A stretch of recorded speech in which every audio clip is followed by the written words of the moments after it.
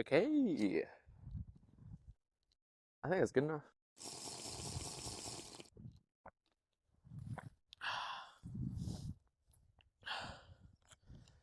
Whew. Diet and cheating come hand in hand. It's not a matter of if you're going to cheat on your diet, but when. And when it happens, you have to know what to do. And for me, I didn't think it would have came so soon, but I'm used to it.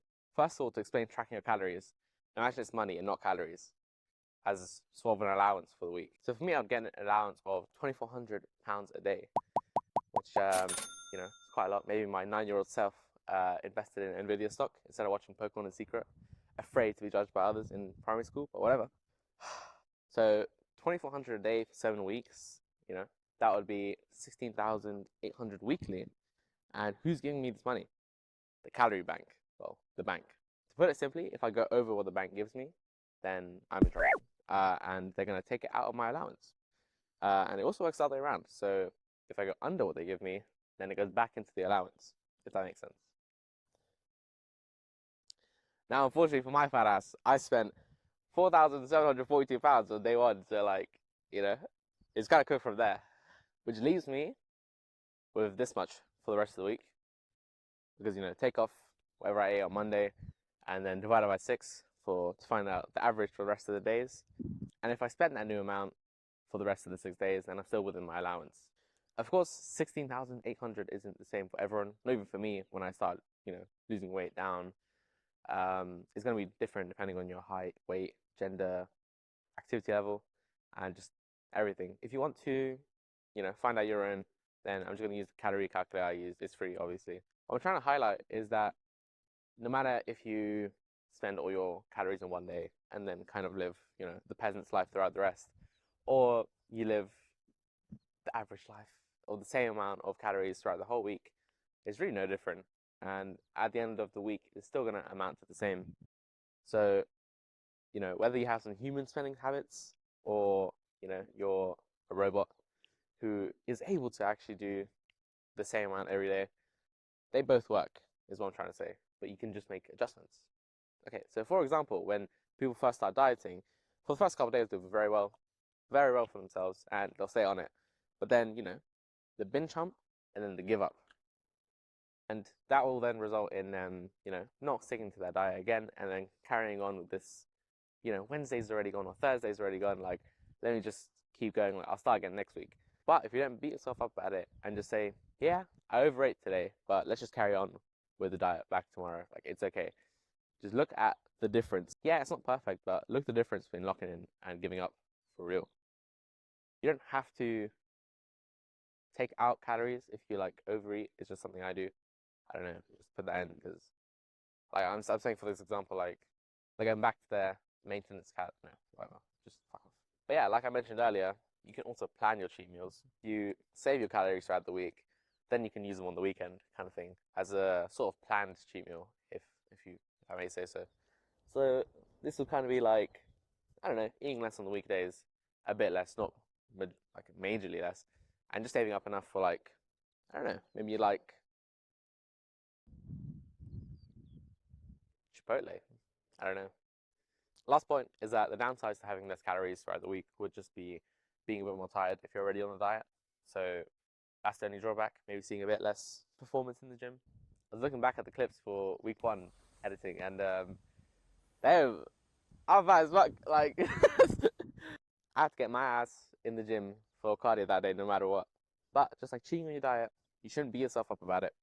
And the first thing to do is accept it and forgive yourself and know that it happens to everyone and we're only human. My fat ass arrived to the gym and I got on those steps once again. I've been training calves for a while, but I've only recently learned that I have to train the back shot, back of my calves, the tibia, another obscure muscle with a weird training technique. But it's not too bad actually. You just do calf raises with a kettle bell. It did look kind of weird though. And my left leg felt almost like the ankle was out of its socket. I don't know, you can kind of see it here, falling down. I was really struggling with my left leg, but my right leg was fine. So I don't know what that means. Yeah.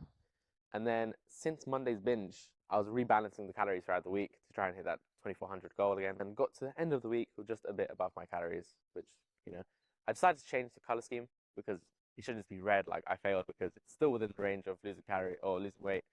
So I kind of changed it to scale from 2400 to my maintenance. Yeah, that was the end of week 1. And you think I would have learned by week 3, but hell no, the same thing happened on Monday again. And, you know, same thing happened, same deductions. You know, I had like 2 spikes actually, so 3K one day, 3K another day. And yeah, it like it happens. Just gotta first of all try not to do it again, but be better for the rest of the week, if that makes sense. Saturday night, I was looking at my calories and I thought, like, you know, I've had this goal of 2400, but I haven't really hit it or been under it. So I really thought about it and I was like, okay, how much do I have to eat tomorrow, or how little do I have to eat tomorrow to actually hit it? And I went to it and man, I'm cooked. It was like 1500 and I was like, shit, like I have to do it. So Sunday night basically just looked like this.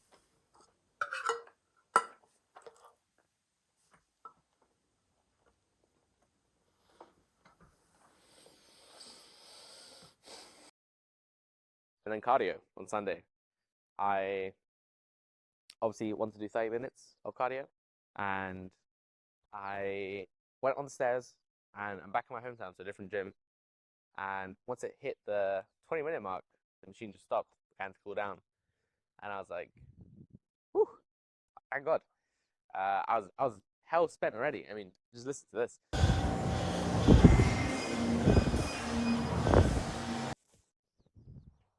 But you know, I'm going from 2,000 calories yesterday to the morning of 15,000, so or 1,500. So you know, just fucking kidding. I did it. I restarted that machine and I filled up my 10 minutes. And I'm not gonna lie, it was hell. It was really bad. It was probably the most spent I've ever was. I